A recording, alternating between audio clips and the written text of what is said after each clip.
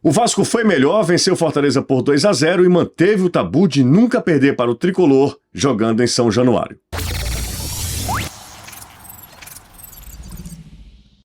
A expulsão de Hércules aos 39 minutos do primeiro tempo, é óbvio que ela muda um pouco o curso do jogo, mas quando as equipes tinham 11 jogadores de cada lado, o Vasco ali já era melhor do que o Fortaleza. A gente vai falar sobre essa derrota do tricolor jogando lá em São Januário para a equipe do Vasco da Gama, mas antes é só gratidão, agradecer aos mais de 12 mil inscritos aqui no canal no YouTube. Cara, é motivo de muito orgulho, de verdade, um trabalho que a gente começou há pouquíssimo tempo.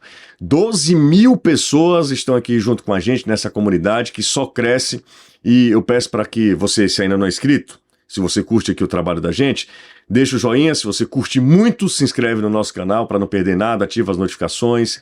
Curta, comenta, deixa a sua opinião também. Eu sempre digo, não adianta nada eu falar e se não tiver o feedback de vocês, eu estou sempre interagindo na medida que eu posso, tá?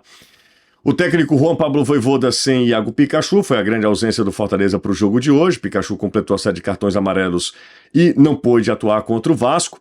O Vojvoda escolheu um time de mais pegada no setor de meio campo. Não que ele tivesse apenas volantes, né? Porque ele dá muita liberdade, por exemplo, para Hércules aqui. Hércules, que é um jogador que tem essa possibilidade de pisar na área adversária. Hércules pelo lado direito. Tinha Lucas Sacha, um jogador de mais contenção. Se a gente fizer um comparativo, né, entre Lucas Sacha, Pedro Augusto e o Hércules, o Sacha é um cara de mais pegada. Pedro Augusto sai para o jogo também, embora tenha também muita força defensiva. É um jogador que se apresenta também bem ao setor de ataque, mas não deu muito certo. O Fortaleza não fez um bom jogo, né? É claro que a expulsão do Hércules aos 39 minutos, assim, no lance que parecia que não iria dar em nada, era um momento até bom do Fortaleza no primeiro tempo, dos raros momentos bons do Fortaleza no jogo.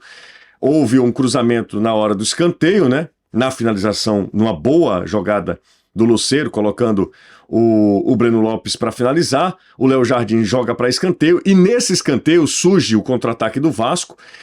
O Adson é derrubado, cartão vermelho justíssimo para o Hércules, falta dura, ainda que eu acho que o Hércules não teve a intenção, mas ele para o lance de forma muito ríspida, toma um cartão vermelho e ali muda toda a história do jogo.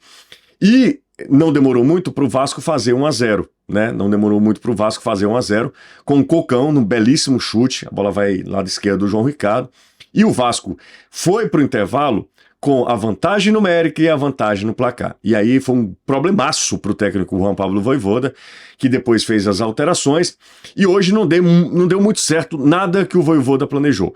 A começar por essa formação inicial, né, com 3 volantes, o Fortaleza, não que fizesse um jogo terrível, mas não era um bom jogo do Fortaleza. O Fortaleza não tinha alternativas na hora que tinha a bola, então ele nem se defendia bem, porque o Vasco chegava e sempre chegava numa jogada que ao longo dessa semana eu falei, eu assisti ao jogo entre Vasco e Botafogo, e se você não acompanha minimamente o Vasco tem uma jogada muito forte com o Verratti.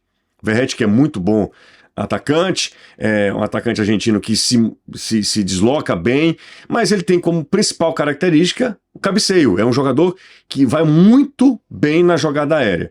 E aí, junta a deficiência que tem o Fortaleza, que tomou 8 dos 11 gols sofridos, dos últimos 11 gols sofridos, o Fortaleza tomou 8 em jogadas aéreas. Então o Fortaleza tem essa deficiência, tem esse problema, juntando-se isso à potência, à capacidade do Verratti, era uma mistura muito perigosa. Mas o Vasco faz 1-0, ainda no primeiro tempo, numa jogada em que David tenta se desvencilhar da marcação, a bola sobra, o Cocão faz 1-0 para a equipe do Vasco, a bola indefensável para o João Ricardo não dava. Então o Vasco vai para o segundo tempo, para o intervalo, com uma vantagem, repito, com uma vantagem numérica e uma vantagem no placar. Era um grande desafio para o técnico Juan Pablo Vojvoda. Por que eu mencionei Verratti na jogada aérea? Porque o segundo gol surge assim, e aí eu vou explicar. Aí é falha da defesa do Fortaleza. A gente não pode colocar nessa equação porque o Fortaleza tem um jogador a menos. Não entra nesse contexto, nessa avaliação. Gente, bora profetizar na Bet Nacional, quartas de final da Copa A América tá aí, reta final da Eurocopa, Campeonato Brasileiro nas suas diversas séries. Você, claro, tem o lugar para profetizar, que é na Bet Nacional, a Bet do Brasil. Saque rápido e seguro via Pix, suporte 24 horas com assistência online, jogos ao vivo com campeão interativo para você acompanhar tudo e, claro, as melhores cotações em várias modalidades. Vai na boa, vai de Bet Nacional a Bet do Brasil. Link na descrição do vídeo, tem um QR Code na sua tela para você escanear. O site é intuitivo. Essas vantagens você só encontra na Bet Nacional, mas lembre-se, jogue com responsabilidade, e esse recado para maiores de 18 anos. Bom, no segundo tempo, o Vasco tinha essa enorme vantagem.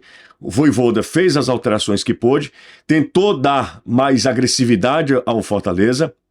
Ele tira, por exemplo, ele coloca o Felipe Jonathan, coloca o Marinho, tenta deixar o Fortaleza mais móvel, só que na hora dessas alterações, cruzamento para o Vasco, escanteio para o Vasco, cruzamento dentro da área, e aí é o seguinte, vamos lá.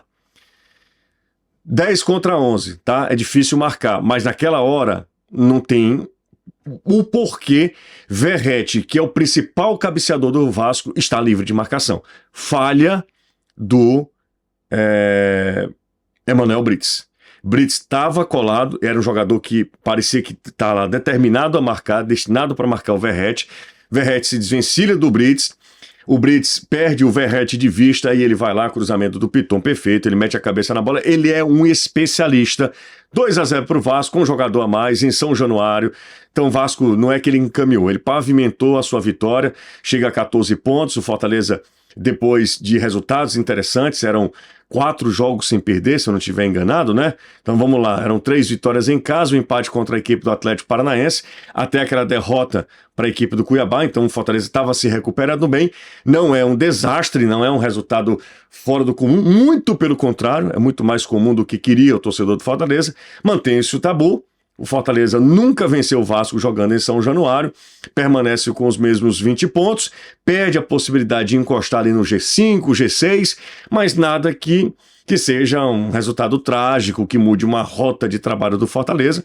Acho que a história conta um resultado absolutamente normal, pelo menos na minha avaliação.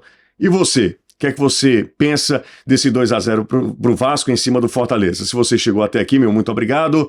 Curta, comenta, se inscreve, joga esse vídeo no grupo do WhatsApp, no grupo do Telegram, faz com que esse conteúdo circule por aí. A gente se encontra e será em breve, hein?